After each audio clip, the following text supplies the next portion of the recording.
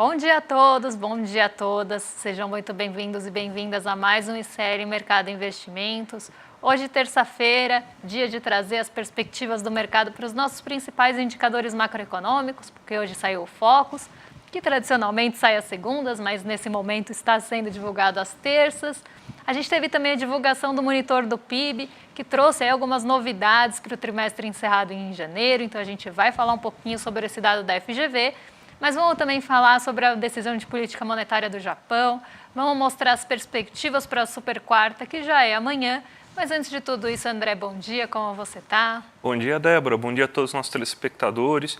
Hoje saiu finalmente aí o relatório Focus, então a gente dá para saber se o mercado passou um fim de semana legal, se curtiu, como que está lidando com esse calorão. Também saiu o monitor do PIB com boas notícias aí, a gente vai tratar um pouco sobre isso. Vamos falar também aí de toda essa expectativa que está tendo aí para a super quarta, os mercados ansiosos, né? Essa entidade mágica chamada mercado ansiosa. Mas antes de tudo, já vamos partir então para a agenda para saber o que o nosso telespectador pode esperar aí durante o dia, Débora? Vamos falar da agenda, porque a agenda começa hoje bem cedinho, meia-noite. Meia-noite a gente teve a divulgação de política monetária do Japão, que largou a sua política monetária ultracomodatícia, continua ainda considerada acomodatícia. Ainda, inclusive, esse foi um fator reforçado pelo presidente do Banco do Japão, mas a gente teve uma mudança na política monetária do Japão depois de 17 anos, e a gente vai falar um pouquinho sobre isso quando formos falar aí da agenda, da abertura asiática e do seu fechamento. A gente vai falar também sobre o relatório Focus, que saiu hoje 8h25, mas a gente teve outros indicadores acontecendo aí antes das 8 da manhã, então a gente teve lá as expectativas para o sentimento econômico da Alemanha. Esse também surpreendeu bastante, ficou muito acima do esperado, então a gente teve uma melhora ali do sentimento em relação à economia da Alemanha. A gente teve também o IPCS Capitais, né, sendo divulgados aí da segunda quadricemana pela FIP, né, e a gente, pela FGV, e o IPC-FIP aí da segunda quadricemana também de março. Temos alguns dirigentes do Banco Central Europeu, né, trazendo aí seus discursos, seus pronunciamentos. O monitor do PIB, que saiu agora às 10h15. Temos também hoje no radar, algo que deve ficar aí bastante na expectativa do mercado, é a decisão de juros na China, né, para as taxas de 1 e 5 anos. Então isso também deve ficar um pouco aí no radar, até porque essa semana é bem importante aí, e bem marcada por decisões de política monetária. Então vamos ver se a China vai tomar alguma decisão, vai tomar alguma mudança em relação a essa taxa de juros aí, até para pensar em estímulos da economia. Mas a gente tem aí uma agenda bem voltada mesmo para decisões de política monetária e a espera também da super quarta. Então a gente tem essa semana bem marcada por tudo isso. Ótimo, Débora. Vamos então agora já passar para o nosso giro de mercado aí, porque giro de mercado não, giro pelo mundo, né? Porque a gente tem a notícia que a gente coloca aí todos os dias, né? O mundo aí muito ansioso aí sobre o que pode acontecer amanhã. O que pode acontecer amanhã, na verdade, está meio que dado, né? Mas a expectativa é sobre a ata que vai ser divulgada, né? E que vai explicar os próximos passos aí do Fed, principalmente. Mas vamos já passar para a Ásia, que teve decisão de política monetária no Japão. A taxa de juros negativas, que estava durando 17 anos, ou seja, desde 2007 você tinha essa taxa de juros negativa no Japão.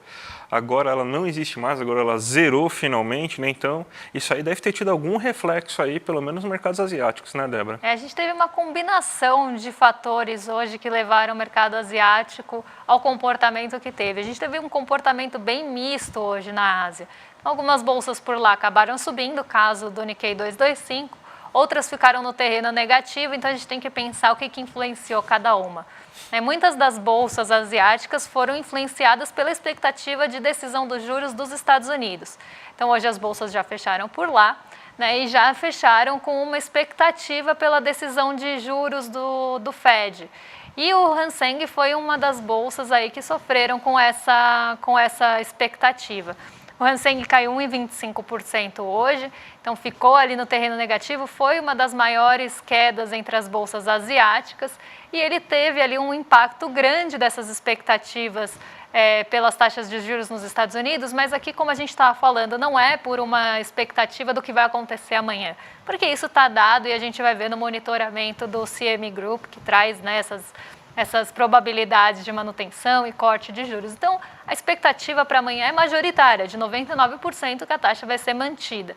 O que está ali em jogo é quando começam os cortes e como é que estão as perspectivas de quantos cortes vão ter, né? Ontem o Goldman Sachs revisou suas projeções para os cortes de juros nos Estados Unidos e eles passaram a prever que vamos ter aí 3 cortes nos juros dos Estados Unidos e não mais 4, como se esperava antes.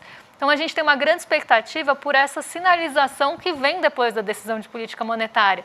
Se vai ter algo ali nos pronunciamentos, na entrevista que normalmente acontece depois ali com o presidente Jerome Powell, se isso vai trazer algum indício ali, algum indicativo de quando começam os cortes e qual vai ser a magnitude do corte no ano, né? Qual vai ser a taxa terminal. Então, isso está trazendo muita expectativa, até porque a gente tem uma dúvida, né? Uma incerteza grande se acontece em junho ou se fica para o segundo semestre. E como eu falei, essa expectativa já mudou muito ao longo do ano. Lá em dezembro, a expectativa era para março agora, depois essa expectativa, conforme os dados foram sendo divulgados, passou para maio e agora está majoritariamente em junho, né? Então, o primeiro corte acontecer em junho.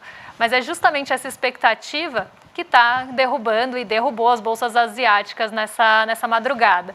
Mas a gente teve um outro fator aí bem importante, né, nessa madrugada, que foi aí a decisão de política monetária do Japão. Né, o Japão ele trouxe ali uma mudança na condução de política monetária que já era bem esperada, inclusive, o mercado já estava esperando isso desde semanas passadas, que a gente fosse ter o fim da política ultracomodatícia no Japão. É chamada ultracomodatícia porque era uma taxa de juros negativa. Mas aí depois da gente ter, né, essa alta ali dos juros de 0,10 negativo para um intervalo de 0 a 0,1 positivo, né, a gente teve uma fala do presidente do Banco do Japão que apontou ali que a política vai continuar acomodatícia, não vai ter uma alta ali expressiva de juros, mas foi um ajuste ali de juros no Japão que não acontecia desde 2007. Mas nada fora do esperado. Isso mexeu um pouco com as expectativas do continente asiático. O Nikkei 225 até conseguiu algum fôlego para subir hoje mesmo, diante dessa mudança na taxa de juros por lá. Mas a gente tem aí outros fatores pressionando a Ásia e, sobretudo, os fatores mais ligados realmente à super quarta. Então, o mercado já está olhando muito para isso desde sexta-feira e hoje o Hang Seng, que é uma bolsa intensiva em tecnologia e tem maior sensibilidade a juros, acabou sofrendo mais. E aí, antes da abertura, eu mostro como é que está os rendimentos das treasuries para vocês verem, que é justamente o que está pressionando as bolsas hoje também. Vamos agora para o Brasil, então, que finalmente saiu o relatório Focus, né? O relatório Focus aí, que é o que o mercado acha que vai acontecer com a economia, né? Então, toda semana ele é divulgado, e você teve uma alta de expectativa em relação ao crescimento econômico desse ano, e também você teve uma alta em relação a quanto vai ser a inflação desse ano. A gente tem aqui um resumo do que o relatório Focus mostrou para a gente, né, que o IPCA agora está previsto para 3,79, estava previsto para 3,77 na última semana, e para o próximo ano em 3,52. Por que você teve essa alta do IPCA? Você teve a divulgação do IPCA oficial na última semana, a inflação de alimentos está apertando, então deve ser mais difícil você controlar a inflação com esse cenário aí, que deve durar mais ou menos até abril, mais ou menos, da inflação de alimentos, mas isso deve causar um impacto maior no acumulado do ano de 2024, então agora o mercado acredita que o IPCA deve fechar em 3,79. Lembrando que o teto da meta para esse ano é de 4,25%, a meta é de 3%, as bandas agora são de 1,25 para cima e 25 para baixo, então a meta é de 4,25%, então a previsão ainda está dentro da meta. Aí a gente tem a divulgação do PIB, a gente teve divulgações importantes na última semana, que é em relação a serviços, comércios, safras agrícolas. Isso aí fez com que você expandisse aí a percepção do que será o PIB desse ano para o mercado financeiro.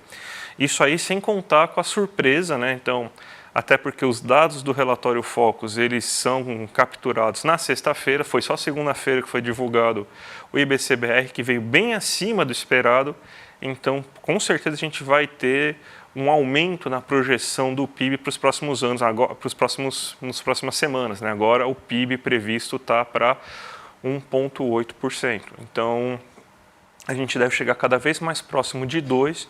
Já tem bancos importantes, outros analistas de mercado colocando projeções acima de 2% aí, divulgando aí abertamente. Então não deve demorar muito aí para a gente chegar numa projeção de 2% de crescimento econômico nesse ano, o que deve mostrar que a gente vai desacelerar em 2024 em relação a 2023, sim, mas a desaceleração vai ser bem menor do que aquela que estava sendo esperada. E o câmbio, você está tendo uma taxa de câmbio um pouco mais elevada essa semana. A gente sabe que o curto prazo define muito o que o Banco Central, o que os agentes do mercado financeiro decidem em relação a câmbio. Então, a taxa esperada de 4,95 agora estava em 4,93. E a Selic, aí eu acho que é um dos mais importantes dados, você não teve nenhuma mudança, sendo que a gente está na semana de super quarta. O relatório Focus ele também é utilizado pelos agentes do mercado financeiro para fazer pressão quando eles acreditam ser necessários. E quando você coloca a taxa em 9%, ou seja, não se altera essa taxa há meses, ele está falando basicamente o seguinte, eu estou acreditando que o ritmo de corte da Selic pelo Banco Central é o ideal mesmo, eu acho que não precisa forçar mais do que isso, então continuem cortando em 0,5 ponto percentual a cada nova decisão aí de política monetária. Então, o mercado financeiro está dando sinal que está dando aval aí para o mercado financeiro, para o Copom continuar com a sua política de corte de juros sem alterações, Débora. E aqui é um ponto importante, né, que o André frisou, nem monitor do PIB e nem IBCBR ainda foram capturados, então a gente pode ter uma mudança na semana que vem.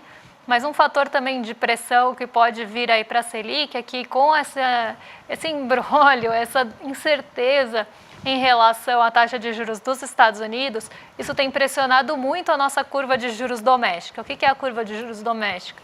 É a expectativa que os agentes têm, essas expectativas, né, esses juros futuros são negociados todos os dias, inclusive existe uma especulação em cima dos juros futuros, então o mercado ali consegue negociando taxas de juros para o futuro, então o que ele espera para o vencimento que aparece ali na abertura de mercado, 2032, por exemplo, 2027, então a gente tem ali vários vencimentos ao longo do tempo e a gente começou a ver, né, na semana passada, no fim da semana passada e agora no comecinho dessa semana, uma pressão nas taxas de juros mais curtas, né? Então naqueles vencimentos mais próximos ali de 1, 2 anos. Isso pode pressionar as expectativas do mercado de uma taxa terminal mais alta e a gente pode começar a ver algum reflexo disso no relatório Focus. Por enquanto, ainda o mercado financeiro está validando ali a decisão de cortes de 0,5 ponto percentual, mas a gente tem uma grande expectativa para essa super quarta aqui no Brasil, além dos Estados Unidos,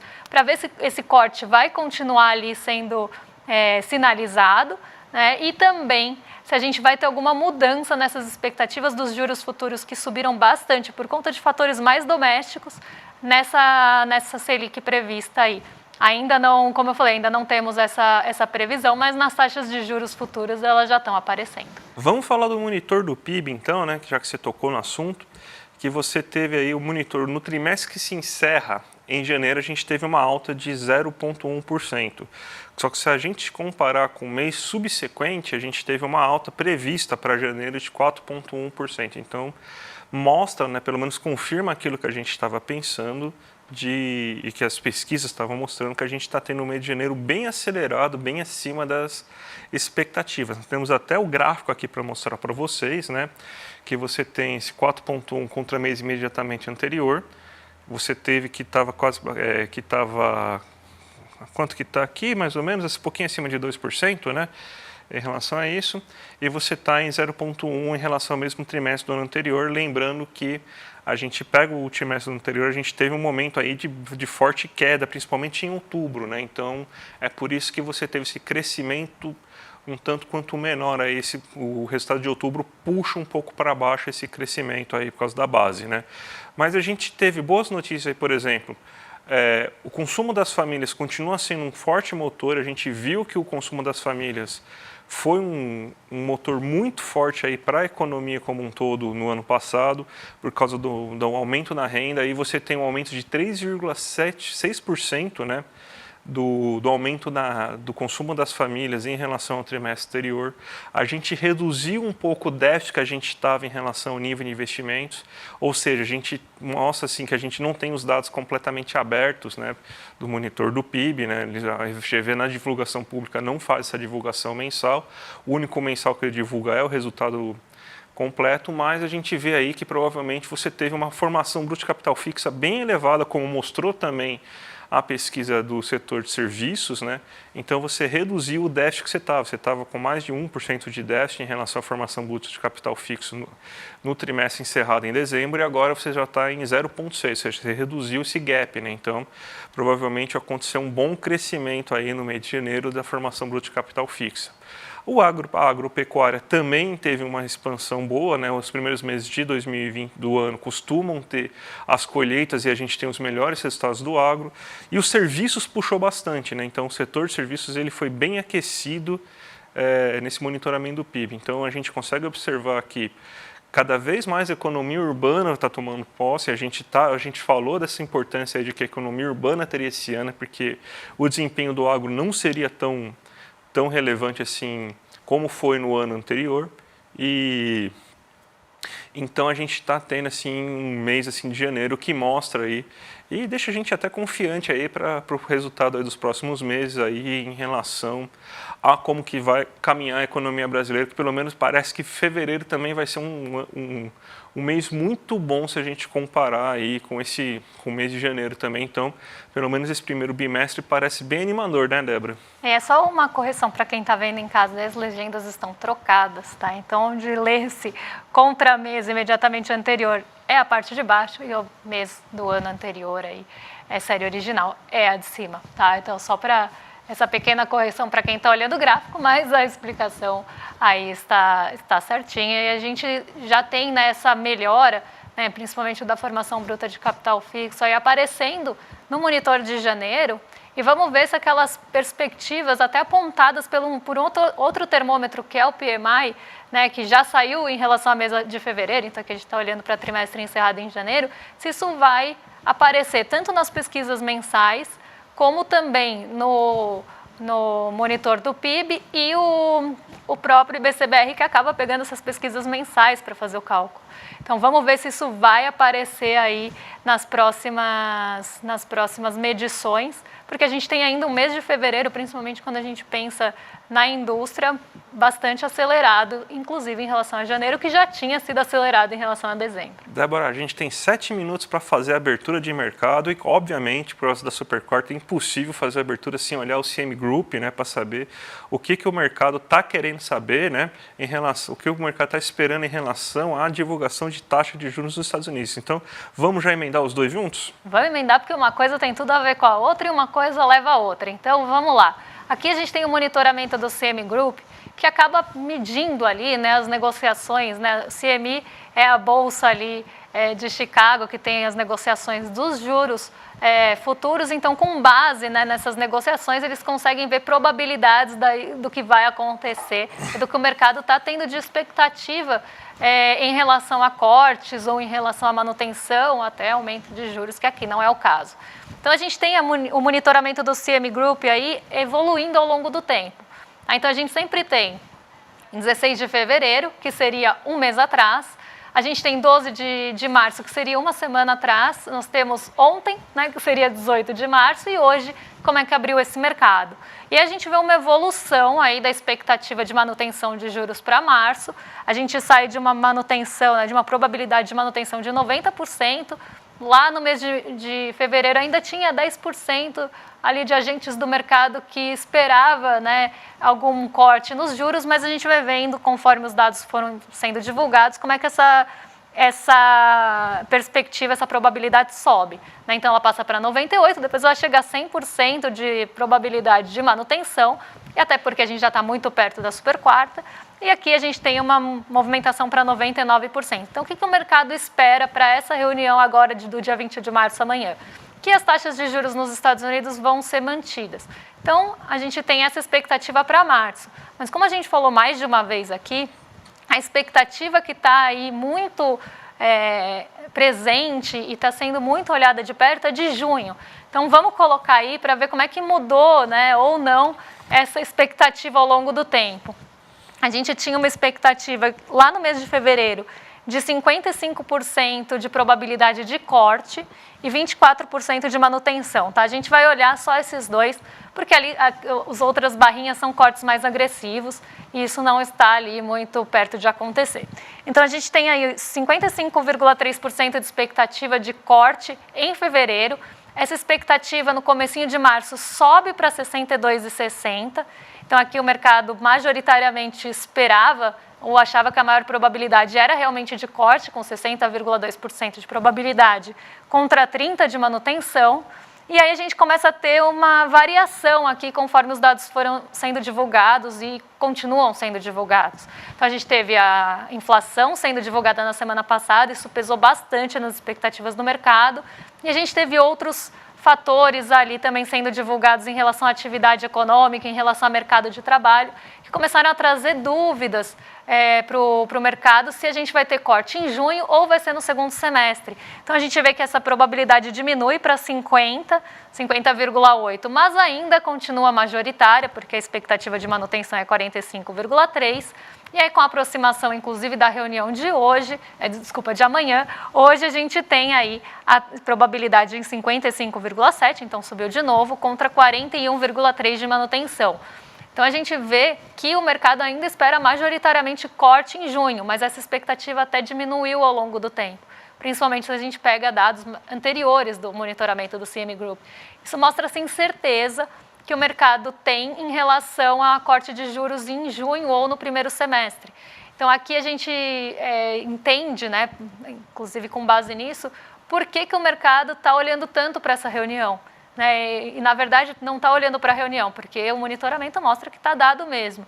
Mas ele está olhando justamente para a sinalização que pode vir ou realmente uma condução ali, algum indicativo de que esses cortes podem começar sim em junho. Então, mais do que a decisão de juros nos Estados Unidos, a gente tem um foco muito grande na coletiva que vem depois. E aí, olhando para, vou até colocar aqui para vocês, que eu falei que eu ia colocar, rendimento das treasuries de 10 anos, né, a gente vê que rendimento das treasuries de 10 anos, só para traduzir para vocês, são os rendimentos dos títulos de dívida dos Estados Unidos, então como títulos do Tesouro de lá, com vencimento para 10 anos. Tá? Então, a gente pega esse porque é uma boa base aí de comparação e a gente tem muitos dados aí em relação à movimentação nessas taxas. E a gente vê que desde o dia 11 de março o rendimento só sobe. Né? Então, a gente vê aí uma curva ascendente sendo formada. Depois a gente até tem quase uma estabilidade, mas ainda mostrando que as taxas subiram, inclusive ao longo do dia, porque esse pavio aí que vocês estão vendo entre a vela, que é a barrinha, mostra a mínima e a máxima do dia. Então, a gente vê que teve uma oscilação grande, inclusive, ao longo do dia, tendo uma máxima ainda alta. Então, isso mostra que realmente o mercado está com incerteza para onde vai a taxa de juros e isso acaba afetando essas expectativas de juros futuros que só vem subindo desde o dia 11 de março. E até por isso, a gente vê hoje o mercado dos Estados Unidos, o mercado nova-iorquino, abrindo em queda. Ontem a gente teve um dia também de aceleração ali nas treasuries de 10 anos, hoje elas até estão arrefecendo agora na cotação mais atualizada, que é mais atualizada que o gráfico ainda, mas a gente tem aí uma expectativa ainda que veio de muitos dias de alta.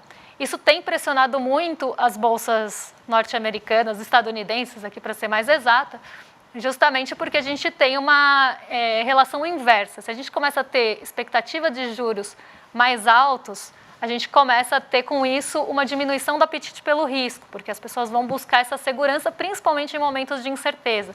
Então, elas preferem ali manter o dinheiro em algo que se tem como mais certo, como mais seguro, do que correr o risco da volatilidade ali, que pode vir e principalmente em decorrência da incerteza. Então a gente vê as bolsas de Nova York sofrendo, e ontem a gente não viu esse movimento. Para quem lembra, ontem estava tudo verdinho aqui, inclusive as treasuries. E as bolsas de Nova York subiram muito. A gente teve inclusive o setor de tecnologia como um fator ali que impulsionou a bolsa. Isso porque a gente teve um movimento muito específico do setor de tecnologia com notícias corporativas. Então, teve reunião da NVIDIA, tem ali uma discussão se o Google e a Apple vão ali ter uma integração de inteligência artificial, enfim, isso puxou as bolsas para cima. Hoje elas estão aí indo no movimento que deveriam até ter ido ontem, que é um movimento de queda, porque a pressão mesmo, que deveria também ter vindo ontem, está acontecendo hoje em relação aos juros. O nosso Ibovespa sobe aqui também por um motivo bem específico. A gente tem a pressão vinda dessa incerteza em relação à condução de juros aqui e fora, mas a gente tem um fator impulsionando muito a nossa bolsa, que é o minério de ferro, que subiu mais de 5% hoje em Dalian. Então está puxando todas as mineradoras e siderúrgicas e ações ligadas a esse tipo de atividade desse setor para cima. Então elas sobem em bloco. E aí o restante fica aí muito parecido com ontem, né? O dólar subiu acima de R$5 e hoje está muito perto da estabilidade, patamar importante esse de R$5. O DXY continua subindo, o dólar continua se fortalecendo frente aos pares por conta das treasuries também, expectativa de juros. E a gente tem o petróleo Brent mais um dia subindo, aí agora chegando perto dos $87 por barril, também pode contribuir com o Ibovespa. Ontem a Petrobras, inclusive, subiu, tendo ali mesmo o fator da incerteza em relação aos dividendos pesando. O petróleo Brent conseguiu tomar o primeiro plano aí e fazer a Petrobras se recuperar um pouco das quedas 600. Mas a gente tem um mercado hoje muito aqui no Brasil puxado pelas commodities e o restante sofrendo com as expectativas dos juros. Bem, Débora, a gente tem agora, essa semana, no dia 17 de abril, aí, um super evento aí com Elliot Aronson, né? O livro preferido aí do Eduardo Moreira, aí, que ele é um dos principais psicólogos. O Eduardo Moreira falou, o psicólogo vivo mais importante do mundo, que ele tem um livro aí chamado O Animal Social, né? E a gente vai agora divulgar, porque a gente vai ter uma super live aí gratuita com ele. Aí a gente tem até um videozinho para passar para vocês. Você seria capaz de fazer o mal, mas não um mal menor, um mal maior, desses que mais te assusta, esses que você mais critica nos seus dias, nas suas redes sociais?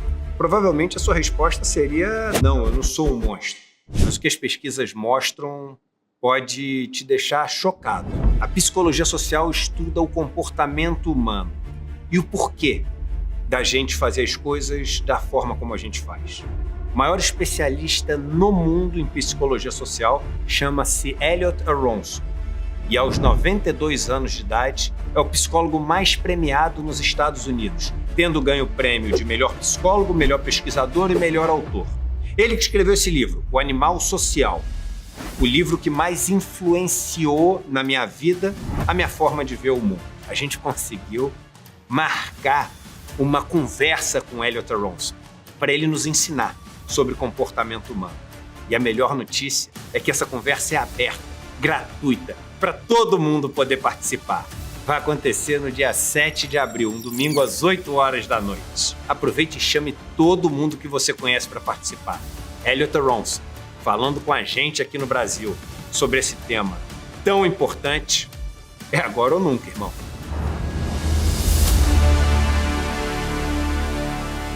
Então, gente, imperdível. Já clica aqui embaixo no link clmercado.com.br, já se inscreve no sininho aí que vai valer muito a pena, né, Débora? Exatamente, imperdível mesmo essa aula, né, e um tema tão importante aí, tão atual também. Então, não deixem de se inscrever. E agora vocês ficam com o Rolê CL, que vem aí na sequência da programação. A gente volta amanhã às 11 horas da manhã para trazer aí, finalmente, quarta-feira, super quarta. Então a gente vai falar ainda sobre isso, mas também outros assuntos importantes aí que devem mexer com o mercado e com o nosso bolso. Então a gente se vê amanhã na super quarta, até que enfim super quarta. Até que enfim super quarta. Então até amanhã, gente. Tchau, Beijão. tchau. Conhece a fera? Elliot Aronson? Aos 92 anos de idade, ele é o psicólogo social vivo mais importante do planeta. O único a ganhar os 3 principais prêmios da Associação de Psicólogos dos Estados Unidos: melhor pesquisador, melhor autor e melhor professor. Elliot Aronson vai dar uma aula exclusiva e inédita aqui no Brasil para a comunidade do ICL. No dia 7 de abril, um domingo às 8 horas da noite no horário de Brasília. Ele vai explicar pra gente o conteúdo desse livro, O Animal Social, um livro que é considerado o livro mais importante sobre o tema comportamento humano no mundo. Para você participar é só clicar no botão Saiba Mais aqui embaixo e gratuitamente se inscrever. Se inscreve agora e chame seus amigos e amigas para participar também.